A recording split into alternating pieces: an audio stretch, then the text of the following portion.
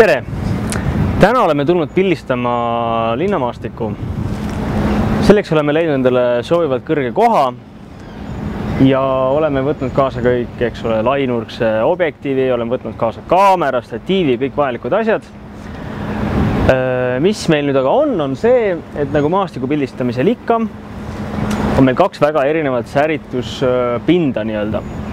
On meil siis, eks ole, see linnaosa, puud, majad, mis on tumedam ja taevaosa, mis on siis kõvasti heledam.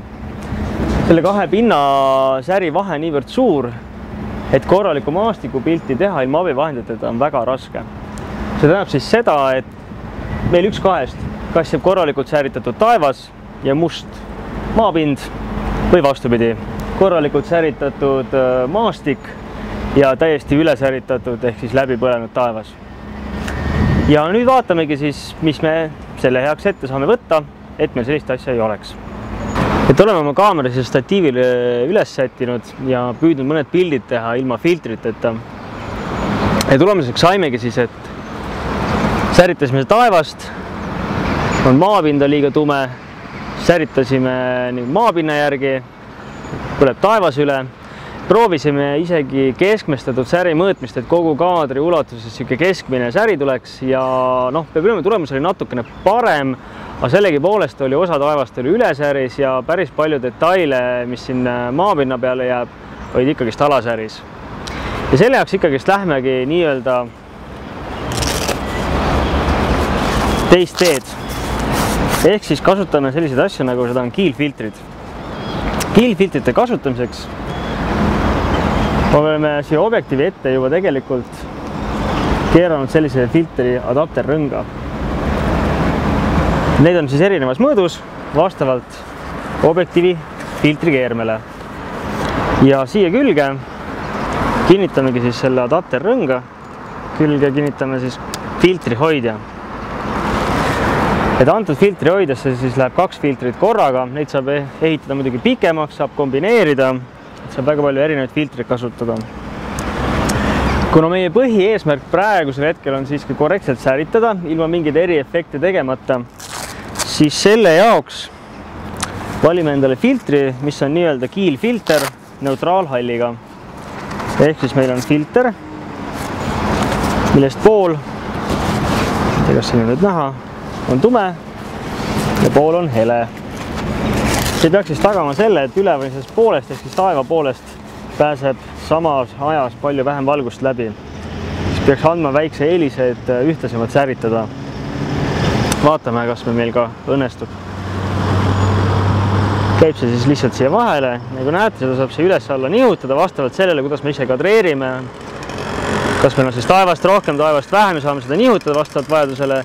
Mis on kõige toredam, me saame seda isegi tegelikult keerata vastavalt vajadusele. Kui see mis iganes mäeveerg, eks ole, keerame selle mäeveeruga paralleelseks või niiviisi ühtlaselt ja me saame niiviisi, et on meil maastik korralikult ja meil taevas korralikult säritatud. Et siuke hästi paindlik süsteem ja vaatame, mis me siis saame.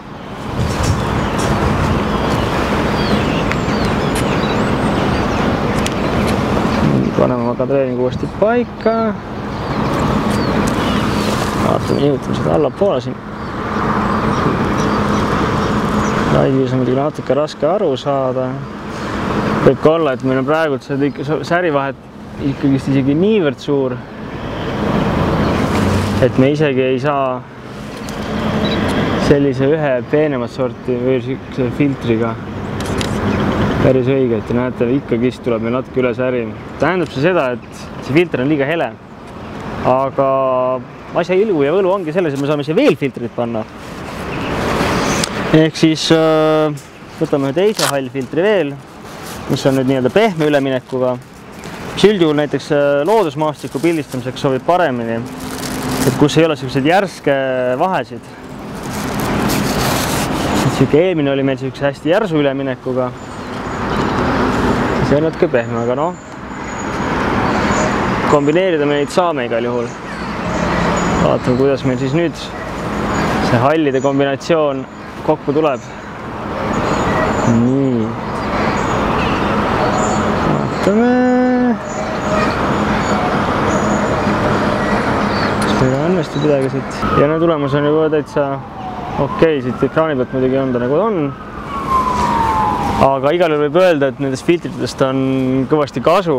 Just sellepärast, et me ei pea terved kaadrid üle katma, vaid saame pool kaadrit, selle vajaliku osa nii-öelda pimedamaks teha, sõna otseses mõttes.